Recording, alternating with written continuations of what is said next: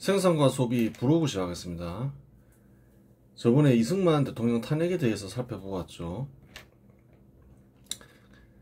자유시 참변에서 공산주의자들이 근대화 세력을 죽이죠. 왜 죽이나요?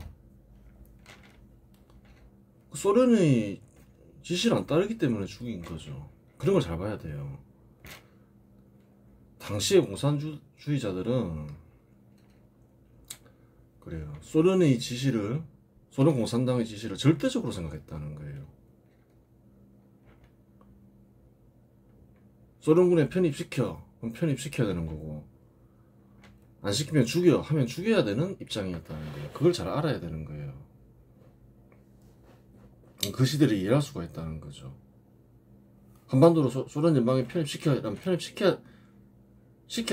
거예요. 하여튼 뭐 그런 입장인데, 그래요. 그래서 이제 같이 싸운 동지들이죠. 전쟁에서 봉오동 전투나 성산리 전투에서 또 죽이라니까 죽이잖아요. 그러면서 갈등이 첨예화되죠. 정보 알려주고, 그래서 임시정부 내에서도 공산주의 세력과 근대화 세력이 격돌하기 시작한다는 거예요. 그래서 일어난 사건이 김립 피살 사건이다. 암살되죠. 그래요. 피살됐고, 거기에 또 이제 이동희는 책임을 지고 물러나죠. 몇 가지 사건 때문에. 갈등이 굉장히 심해지죠. 그런 와중에 탄핵이 됐다는 거예요. 탄핵이 된 이유를 알아야 되는 거예요. 임시정부는 공산주의 세력과 근대화 세력이 연합해서 만든 단체라는 거예요. 서로 갈등이 일어나니까 이제 이승만 대통령을 탄핵하려 하겠죠. 탄핵 내용이 석연치 않더라. 분명히 그래요. 그럴 때 방식으로 개정을 했을 것이다. 개정할 때 이제 100명 중에 80명이 출석을 해야 되는데 당시에는 80명이 모이지 않았다. 그래서 이제 50명으로 바꾼 건데 이 개정 절차가 분명히 사기다. 그렇게 되는 거죠. 그리고 정말 탄핵이 의결됐는지도 알 수 없다. 왜? 참여 인원수와 찬성 인원수를 공개하지 않았다. 이게 문제가 많다. 하여튼 그렇게 탄핵을 했더니만 이상한 일이 벌어졌다. 그 임시정부는 어떤 입장이었을까요? 뭐 타격을 안 받는다 생각하는 거죠. 이승만이 인기가 있는 거는 임시정부 대통령이기 때문이지 자기들이 대표성이 있다 생각한 거예요. 그래서 잘라도 뭐 큰 문제 없다 이렇게 생각했는데 자르고 보니까 대한인국민회의가 있었죠. 그 미주지역 한인단체들이 통합하여 결성한 단체라는 거예요. 미국에서 한국인들을 대표하는 단체라는 거예요.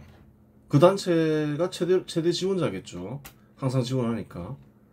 갑자기 발표를 하더라. 우리 이제 임시정부 지원 안 한다. 이렇게 발표해버린 거예요. 또 많은 개인들이 개인적으로 지원하는 사람들도 이승만을 보고 지원하는 이들은 그래요. 그 지원을 안 하겠죠. 그러면서 상임 임시정부가 그래요. 아주 가난해져 버리죠. 이상한 일들이 벌어져 버린 거예요. 막 이제 임대료가 조금이라도 싼 데로 이사가게 되고 사람들 자르고 이렇게 돼 버린 거예요. 그래서 그때 그 시절을 한 집 살림이라고 하죠.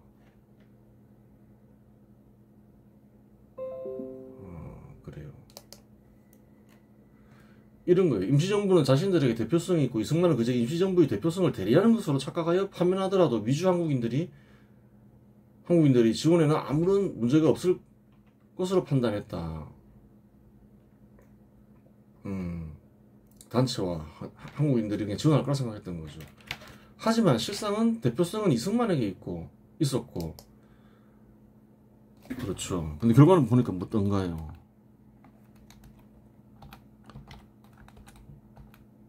임시정부는 그저 이승만의 대표성을 대리하는 것에 불과했던 것이다. 정반대였더라. 이승만을 보고 지원하고 있었더라. 이승만을 잘라보니까 그래요. 제일 큰 지원 세력이 끊겨버린 거죠. 황당한 일이 벌어져 버린 거예요. 그렇잖아요. 한반도에서는 지원하고자 하는 사람들이 있더라도 불법이기 때문에 지원하기 어렵잖아요. 근데 미국에서는 합법이니까 지원이 얼마든지 가능하죠. 제일 중요한 지원 세력인데 끊겨버린 거예요, 그냥. 우리는 이승만 보고 지원했지, 우리하고 상관없다. 너희들 이승만이 잘랐으니까. 이렇게 돼버린 거예요.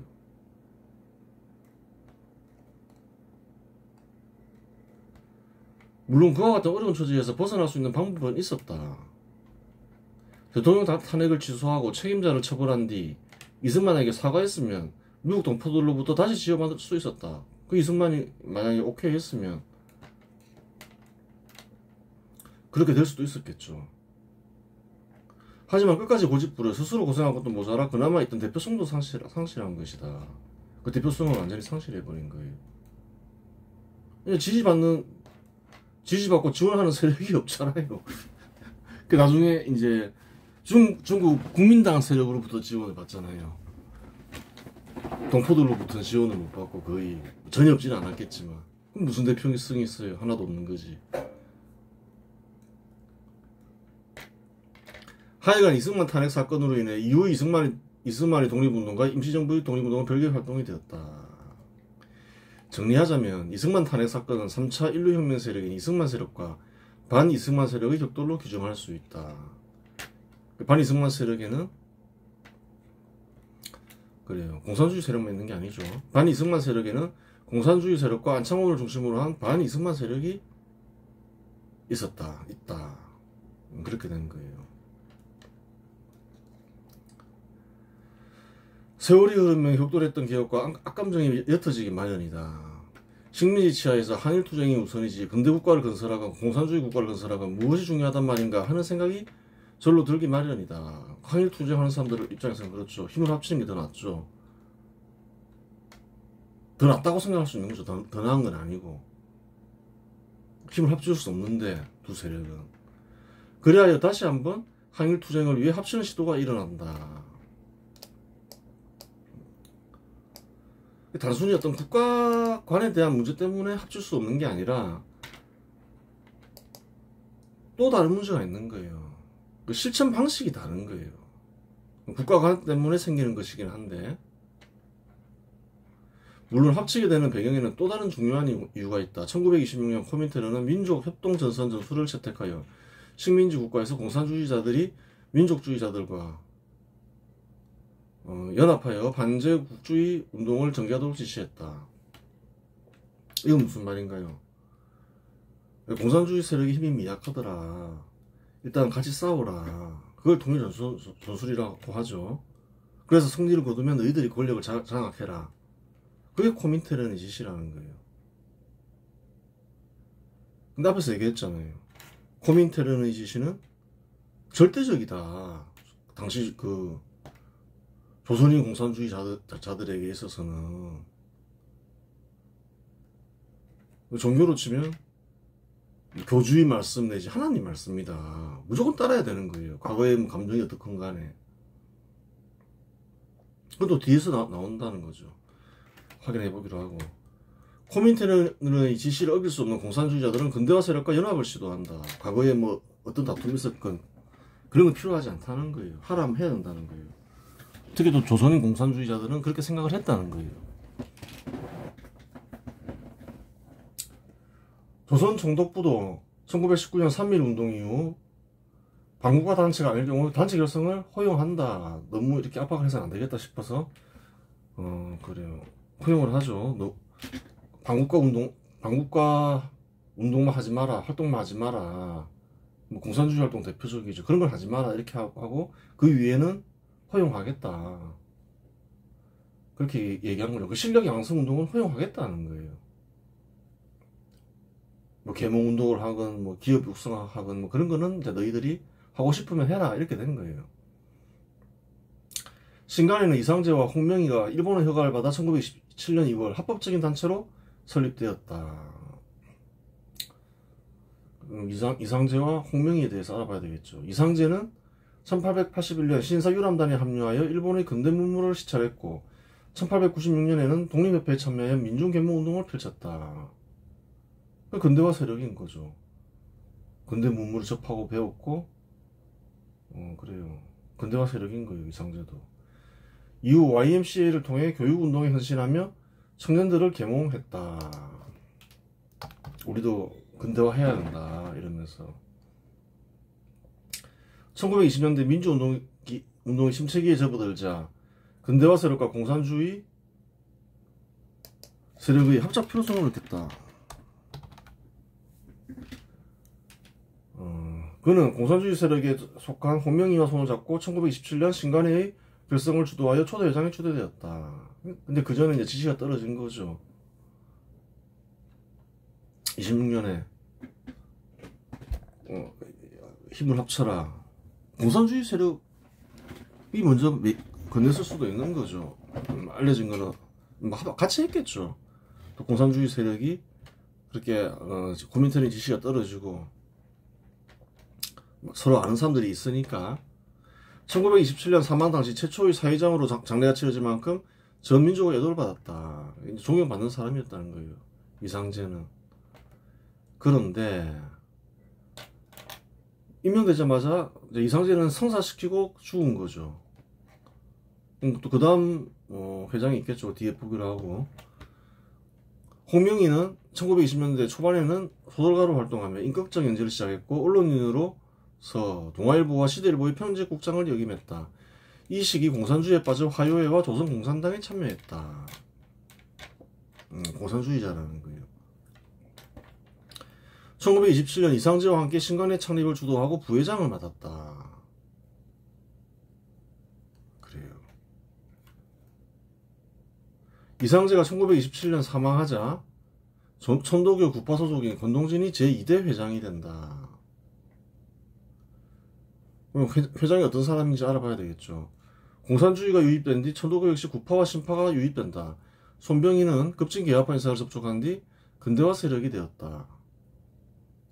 그런데 공산주의가 유입된 이후 천도교 내부에도 공산주의를 받아들이는 이들이 생긴다. 그 결과 1922년 손병희가 사망한 이후 천도교는 근대화 세력인 구파와 친공산주의 세력인 신파로 나누어진다. 그러니까 공산주의가 큰 영향을 미치는 거죠. 그 러시아 혁명 이후에 천도교는 그래요. 큰 변화가 몇 번 있죠. 제일 큰 변화는 반개혁 반개방 세력이다가 손병희가 급진개혁파 인사들과 접촉하면서 완전히 바뀌죠. 개혁 개방 세력으로. 그런데 또 변화를 겪게 된다는 거예요. 이제 완전히 바뀌는 건 아니고 갈라지는 거죠. 근대화 세력이 있는데 이제 다수였겠죠. 근데 공산주의가 침투하는 거죠. 그러면서 공산주의를 받아들인 세력들이 나타난다는 거예요. 그러면서 손병희가 사망하자 이제 아예 갈라져 버리더라. 그전에는 교주가 손병희니까 중심을 잡고 있으니까 안 갈라졌는데 갈라져 버렸다. 구파와 신파로. 신간에는 좌우 이념을 초월한 민족 유일당 운동을 전개하며 전국적인 조직망을 갖추는 데 주력했다. 그래서 실력을 양성하지 이렇게 된 거예요. 처음에는. 창립 1년 만에 전국에 143개의 주회를 두고 4만여 명의 회원을 확보하며 당시 국내 최대 규모의 민족운동단체로 성장했다. 하지만 섞일 수 없는 근대화 세력과 공산주의 세력이 섞였으니 말썽이 생기기 마련이다. 어떻게 합쳐요? 이제 국가관이 다르면 이제 국가를 세울 때 큰 문제가 되겠죠. 국가를 운영할 때는. 그런데 이 시기 항쟁을 하잖아요. 항쟁할 때도 문제가 생기더라. 계몽운동을 통해 실력 양성을 하고자 해도 어떤 이는 근대화에 대해 가르치며 근대화해야 한다고 주장하고 어떤 이는 공산주의를 가르치며 공산화해야 한다고 주장한다. 어떤 문제가 생기냐? 서로 다른 생각을 하는 이들이 가르치잖아요. 어떤 사람은 우리가 실력을 양성하자, 우리 기업을 육성해야 한다, 민족 기업 육성해야 된다, 이런 주장을 하고 있는가 하면, 어떤 이는 야, 그 민간 기업은 잘못된 거야, 안 좋은 거야, 공산화해야 돼. 어떤 사람은 사유재산은 중요하다 이렇게 주장하면, 어떤 사람은 또 사유재산은 금지돼야 돼, 뭐 이런 주장하고 있는 거예요.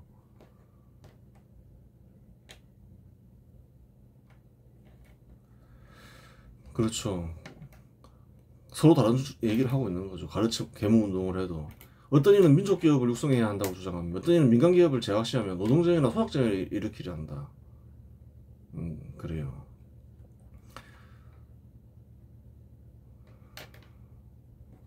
실제로 공산주의자들은 1929년 원산 총파업과 1929년 단천, 광천 소작쟁이를 지원하며 계급 해방과 민족 해방 구호를 내걸었다. 그래요. 별도로 지원하죠, 이 사람들은. 이런 행위를 좋아할 거야, 안 좋아할 거예요? 단체로는 하지 않았겠지만, 불법운동을 하면 안 되니까. 공산주의 활동은 당시 불법이다. 불법이었다. 불법이잖아요. 일본 정부는 본토가 식민지, 조선인은 다 금지했으니까. 이러한 행위를 공산주의 세력이 하면 근대화 세력이 하고자 하는 실력 양성 운동도 좌초된다. 자꾸 이제 그 신간의 소속인데 공산주의 활동을 하면 아무것도 못하게 되잖아요. 같이 덤택이 있을 거 아니에요. 결국에 가서는 공산주의자들이 불법 행위로 인해 신간에 역시 불법 행위를 저지른 단체로 낙인시켜 해산이 불가피해진다. 그렇죠. 자꾸 여기 불법 행위를 저지르면. 신간의 내부 공산주의자들은 그러한 쟁의들에 공산주의 방식으로 참여하려 했고, 근대화 세력은 그러한 행위를 반대했기 때문에 끝없는 다툼이 일어난다. 다툼이 당연히 일어나겠죠. 실천 방식이 완전히 다른 거죠. 그 근대화 세력은 어떨까요? 와, 쟤네들 때문에 또 실패하겠다, 이렇게 생각하는 거죠. 간신히 불법에서 벗어났는데. 결국 신간에는 공산주의자들은 근대화 세력과는 별개로 그러한 쟁의를 지원한다. 그랬다는 거예요. 그런 와중에 1928년 이후 코민테르니 정책이 다시 변하며 새로운 지시가 떨어진다. 스탈린 체제가 강화되면서 코민테르는 민족 중심의 근대화 세력을 반동 세력으로 규정했다. 코민테르는 식민지에서 민족주의자들과의 협력을 중단하고 노동자 농민 중심의 계급 투쟁을 강화할 것을 지시했다. 그래요. 그 이유가 있는 거예요. 처음에 실력을 길러봐라, 힘을 합쳐서 이랬다가 또 코민테르니 지시가 또 떨어진다는 거예요. 이번에 정반대로 떨어져 버린 거죠. 그런 거 필요 없어. 그 단체 깨 반동 세력으로 규정하죠, 이번에는. 근데 조선인 공산주의자들은 어떻게 했나요? 종교보다 더 심한 거죠. 무조건 따라야 된다 생각하는 거예요. 그럼 어떻게 할까요? 이제 깨는 거예요. 어떤 깨는 절차에 들어가겠죠.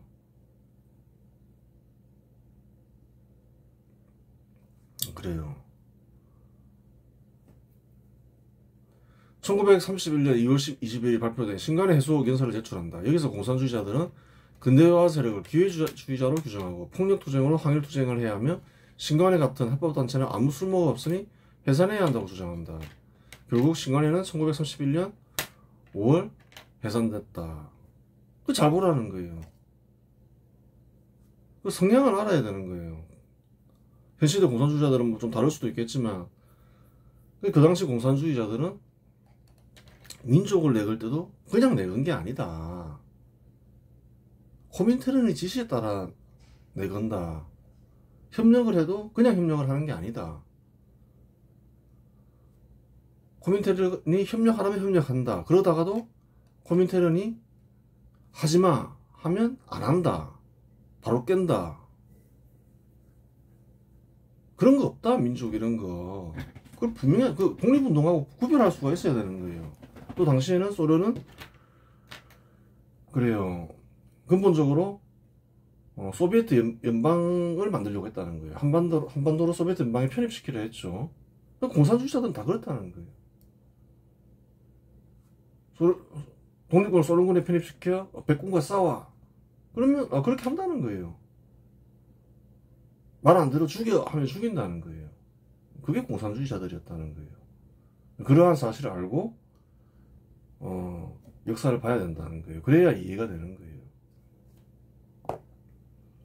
그래요. 이번 시간에서 마치겠습니다.